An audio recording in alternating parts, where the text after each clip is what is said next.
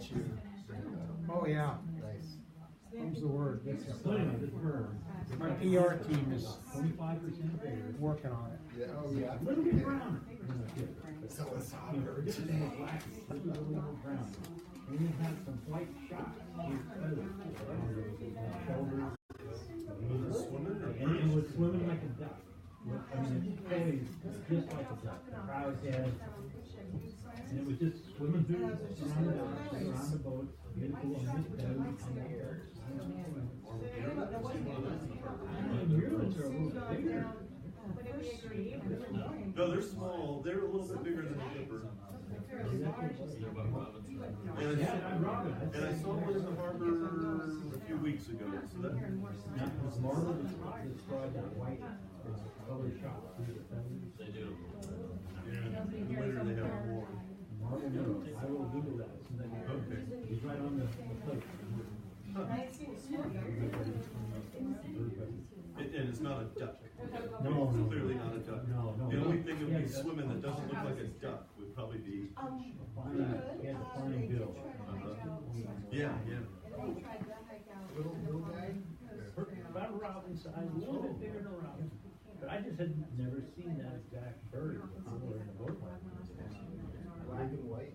On and off, I have, but uncommon. And just recently. I just, like I said, I've been in a boat since 1980. Hey, John.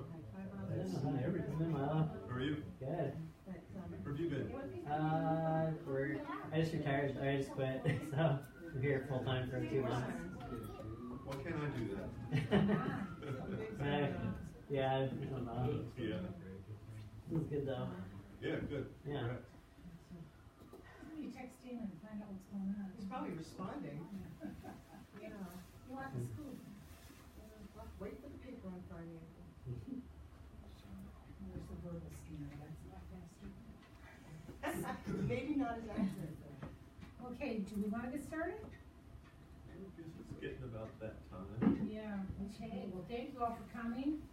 I think most of you know me, Marianne Bishop, perpetual president. Milo, perpetual vice president. We're always looking for more officers. So, Yeah. so please. You keep on saying like, oh no, I'm not here. Okay. Treasurer? Okay. You trust me with money? I mean, I did decimal points backwards. Yeah, no, it's fine. In fact, I just organized all my files this weekend, and so I've got like a whole bag full of bank statements looking at. Oh, I don't know if I want to stay up here now. Oh, believe me, I gotta check it's not with very my complicated. There's okay. about 2 checks a year to get rid of. Okay, that'll work. So, anyways, so welcome for coming. And I'm glad, welcome our new secretary, treasurer. So, next month, I'll talk about next month. Our April meeting is gonna be put off till May 1st. We have Alan Marquette is gonna be in town. Some of you don't know Alan, but he lived here many years. He's the one who sort of started this Tuesday night. Well, we had ours going, Yeah. and he picked it up and was. And he had science center presentations, and we joined the two together and came to the Tuesday night lecture. And all that, but anyways, he's an amazing guy. He's sort of a Renaissance man, knows a little bit about everything. And he is going to give a slide presentation on Madagascar. He and his wife Susanna, she was a public health nurse here for many years. They were just there in October or November, I forget. But anyways, so they'll be here for Shorebird. They get in May 1st, and he'll give us talk that night, May 1st. So 7 o'clock, May 1st, instead of the third Tuesday in April, this for our final meeting of the school year. So, and Milo, you want to take over? Okay. I can't remember what I was going to talk about. Yeah, we'll do that. But Audubon? yeah, Audubon, Alaska, I could say a few things.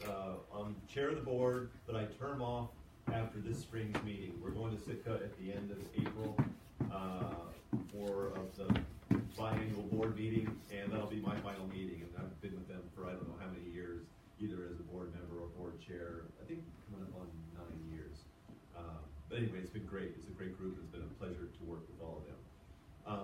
That said, Nils Warnock is the executive director, and he's been their executive director for about 8 years, and he's decided to leave.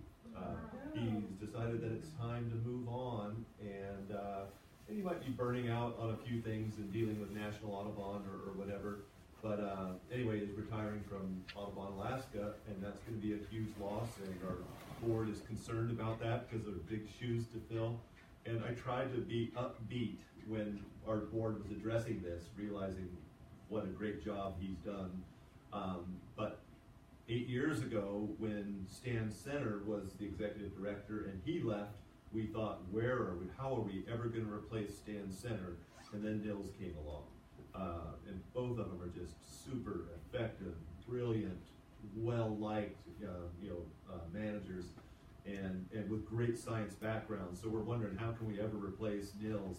And at least that's encouraging that it can be done. And hopefully, National Audubon will be in charge of the hiring, and John Shane will take my place. Some of you might know John Shane will take my place as the board chair. We're actually going to vote for him tomorrow, but he's running unopposed.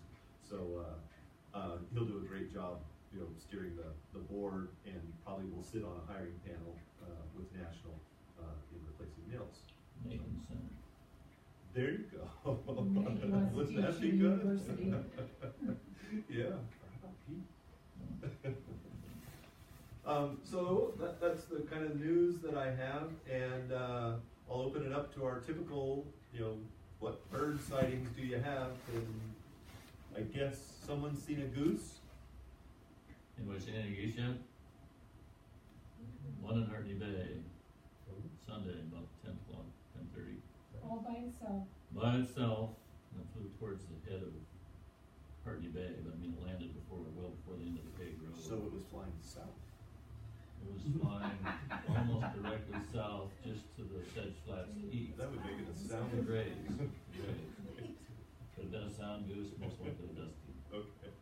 We'll call it a dusky. I heard it call, and it sounded like a dusky in the dark. Cool. But that's the only one I've seen. I've been out the road a couple times. Awesome. And you saw my email. I was expecting them to show up any minute. I mean, we're right on the day. And today is the first day of spring, but right around the 19th or 20th or 21st, we usually get our first. So, and what day did you see it? Sunday the 18th. 18th? Wow, great. I usually see them the 16th. You do? Out of Whiteshed. Yeah. They're a little late.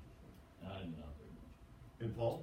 Yeah, this evening I was down by the harbor master and saw several Lapland larkspurs. Oh, Really? Yeah, good. Yeah, they're Wow. by the buoy they have on the ground. Yeah.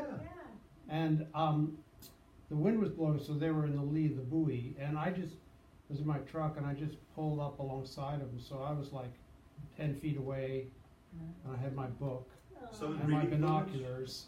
And I'd never seen one, so I really am sure it was. And some in breeding plumage, the males? Because they're striking. It was, it looked like the one in the book, the National Geographic book, but instead of having a white thing down here, Uh-huh. it had a tan thing. Oh. And that really confused me, but in the text describing it, it said can be white or buffy. And they're an early migrant like that, so that's really neat. That might be about as early as we've seen those. Yeah, and saw them Someone on the told me sound they last week. saw Oh, she did? flocks. Yeah, I think a few have been seen out the road a couple days ago too. And- This morning, there were about 10 snow bunnies in that same area. And I got a text from David Totemoff, who's the IRA chief in Tititlik, and he just saw snow bunnies in Tititlik. He wanted to let me know. I think Are they related, snow buntings and? no, but they have some similar habits. They're Oh, yeah. they breed interior and Arctic and come through really early. Start coming through really early like this. I mean, this sounds a little bit early to me, but yeah. Yeah, so sometimes we'll see longspurs early May, Harvey May. Yeah. Sometimes they're still around. Some individuals during the Shorebird Festival. Hornblower should be next. Cool. That's neat. I might have to go out to the buoy and look. I had a fox sparrows a couple days ago near the hospital. Singing. Yeah. Fox And sparrow, pardon me, one. Then there was song sparrows and stuff. and I'm hearing berry thrushes sing on and off here and there. Yeah. Pacific Ranks. Yeah. Flock of redpoles today down my harbor area too. So it's happening. Yeah, I just want to let everybody know to, Rufus hummingbirds, first sighting occurs usually about on the 21st of April. So I'm gonna getting the hummingbird feeders warmed up, and we'll get them hung by usually the 15th is when I start hanging up the feeders. So, just Is the Ghana still around at all? I haven't seen it. Have you? I haven't seen it, but I've heard reports. Oh, you have? Yeah, So same maybe through the winter. through the winter, it seems. Oh, Yeah, I don't know if it was a male or, Yeah. I think it was him, not sure. You need to take me over there and introduce me to it. Was this Louise's or Stuck's? Yeah, Louise's? but both crossbills are in town, Uh-huh. pretty good numbers still, and short-eared owls are out on the Delta. Oh, So, Oh, I just saw one at Arctic Valley in Anchorage. okay, yeah, they're the team too. were you seeing them primarily around Alleganic or? I climb up the sand pile and use my scope, and I saw 3 to 5. I claimed 3, but there could have been 5 or 6. Okay. What bird was this? Short-eared owl. Oh, wow. On But territories? the closest one is about a mile away. The other ones are about a mile and a half, 2 miles away. So you think they're passing through or on territories? They're passing through at this point. Yeah. And Kate, want Right. to talk about traps? Or are you done? Oh, but I have Keep seen going. them. I have seen them do wing clapping displays last year. That was about, I think it was late March, early April. I saw them do wing clapping displays, so I guess they are out there. An oyster catcher should be any day before. Yeah. Lots of times. Look for one shag rock on your way back and forth, Pete.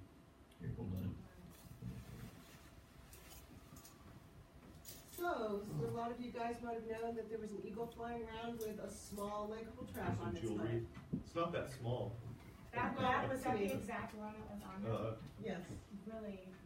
So Thursday last, I live off of Highland Drive, which is the first road past the Powder House, about a mile outside of town. And my landlord's gone, and he's got this wooden trailer parked on the side of the pad. And, we had all that snow, and so everything was covered in snow. And then it started raining last week, and in that trailer was a bucket, and inside that bucket was a deer hide and a skull that he had neglected to do anything with from the past Pretty hunting sneaky. season.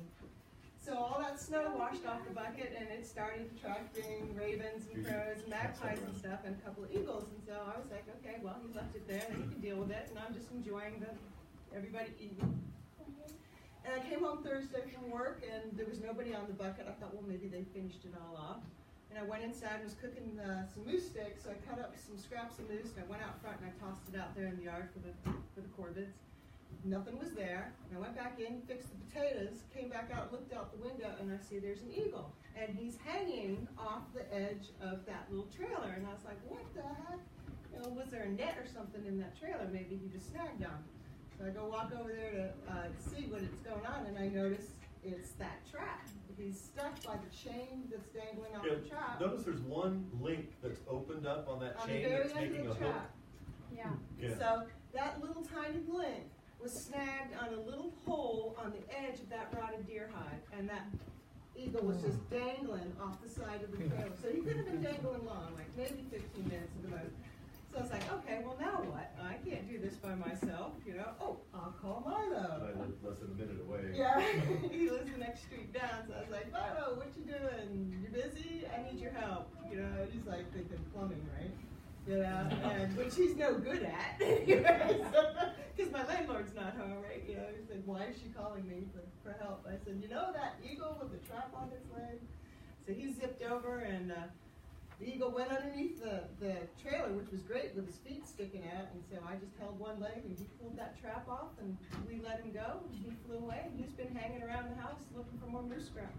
So is he the one that was seen earlier somewhere else? At the burn pile. So he's been around. It's his middle, For a it's his couple left of weeks. foot and his middle toe. It's all black. It's gonna eventually fall off, and he's limping on it, but he's getting around just fine. So you only have him because he got caught on there.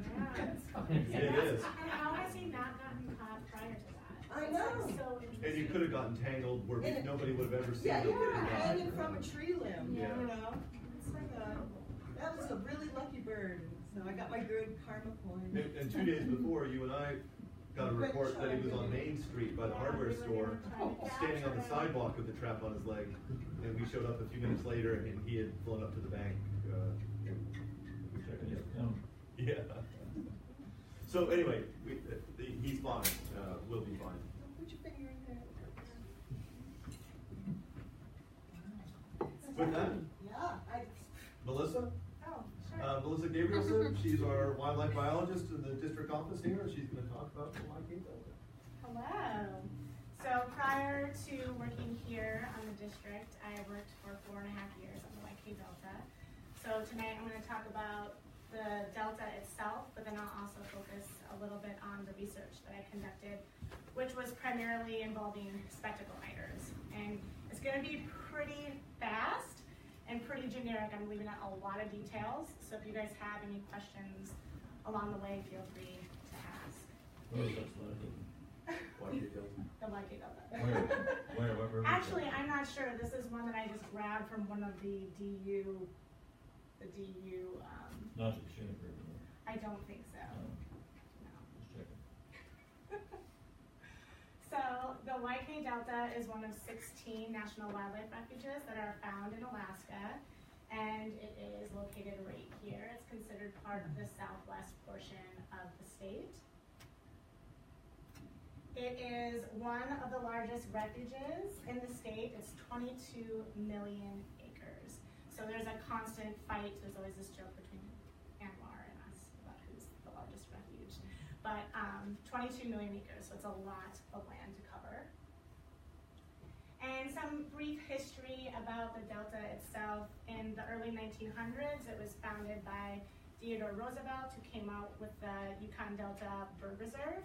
And then in the 1980s, with ANILCA, these boundaries that are currently, those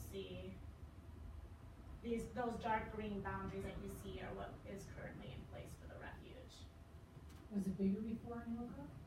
No, it wasn't. It was mostly the coastal areas. But there was a Hazen Bay. There was like, it was called, there was a Hazen Bay Bird Reserve, but it was kind of this general area, and then they ended up including all of this with ANILCA. So the headquarters for the refuge are in Bethel. So there's about 6,500 people that they're tailoring to there, and then there's another 50 villages. And so there's around another 30,000 people that this refuge is tailoring to. And so subsistence is a really big part of the refuge, and one of its major purposes. The Yupik Eskimo is the native culture that is there. And so a lot of the purposes of the refuge revolve around subsistence, with the wildlife management and habitats also being a priority. So there are 2 wildernesses located on the refuge. The first I'm going to go over is the Andrewski, and then we also have Nunavut Island, and the portion of the island that's the wilderness is this southern portion here. So the Andrewski is approximately 1.3 million acres. And it consists of these rolling, the lot of hills are what makes up the large part of the landscape. And so it's these rolling, really nice hills that range in elevation anywhere from 1,000 to 3,000 feet. And it's home to this beautiful bird, the bristle-thighed curlew. And pretty much the entire population of bristle-thighed curlews are breeding here in western Alaska. So 60% of the breeding population nests within the refuge. And virtually the entire global population is using the refuge either for a stopover or some sort of migratory pathway. In Hawaii, and the Pacific Islands. So there's a few birds. I'm not sure that it was this bird, but there's a couple of the birds that they've marked that they've been seen every year in different Hawaiian islands. So it's kind of cool. So Nunavut Island, again, the wilderness is kind of the southern portion of the island. It's around 600,000 acres. And it's most well known for these guys, the muskox, but it's also really important for species like caribou and reindeer that are using the upper plateaus. It's also really important for seabirds. There's these huge, these are super old photos, but bass, just crazy amounts of seabird colonies that are using that southern portion of the island. And then it's a really big stopover site for seabirds, mostly eiders, king eider, stellar's eider, and then scoters and things like that are using the smaller bays. So the YK Delta is over 50% water, and it's got two of Alaska's largest rivers. It's got the Yukon and the Kuskokwim, which are contributing to the landscape and what that landscape is made up of, which is mainly these really broad, flat deltas, treeless, you can see forever. And so it's this salt marsh component with a permafrost underlayer.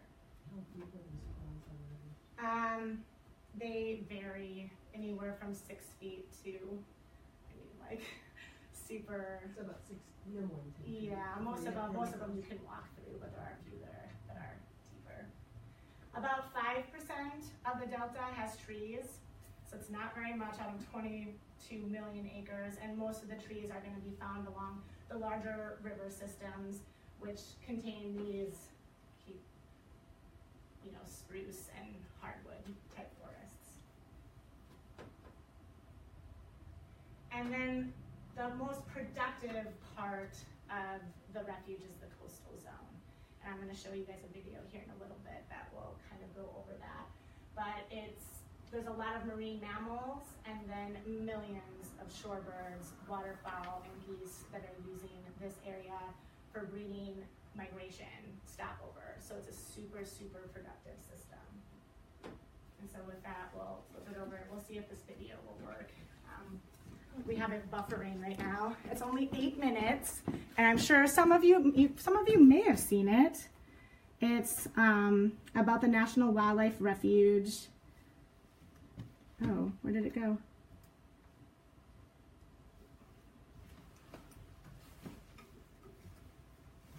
And it's,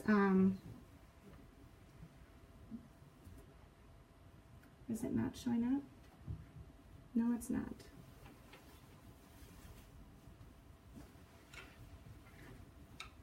How do I do this? I must be. It might not work just because of,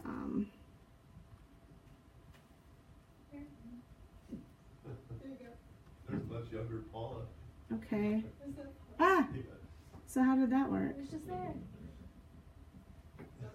Well, maybe. That was weird.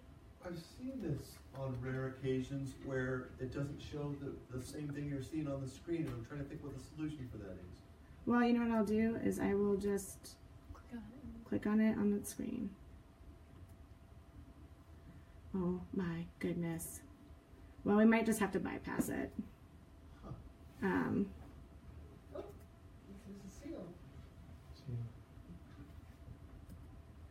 We'll see if this works, but if it doesn't, it's something that you guys should totally look up. It's something that we worked on with Cornell, and it's still not showing. Still not showing? And do you have that? Try moving that window to the far left or right of the screen. Yeah. Don't ask me why I do that. Okay, so hold on, we gotta. Press play and then bring it Oh, I can't bring it over though once I press. So what play. flower is this, Melissa? It's a woolly lousewort. Real pretty name. He needs a prettier name. The flowers? Oh, that's good to know. There it is. Can you? Oh my gosh. The sound isn't gonna work though, Milo. Need sound. Yeah, it's not gonna. I gotta plug it in here. Is this the sound? Yeah. Sorry, camera. So you'll have to plug these in. They've got Oh, super unprepared. Where was the curve? Where does it plug into? Right here. Maybe one of those. Oh yeah.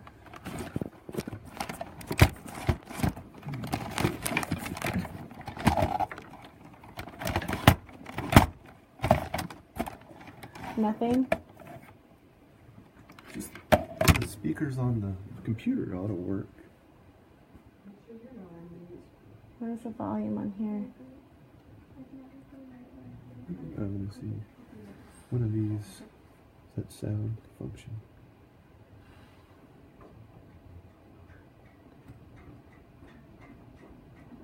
Well, I don't want to spend too much time. That's brightness. I'm having a hard time seeing. There is nothing. This is sound. One of these? No. This is sound. Okay, there we go. Keep going. Yep. Why'd it go away? Well, you guys can Google it.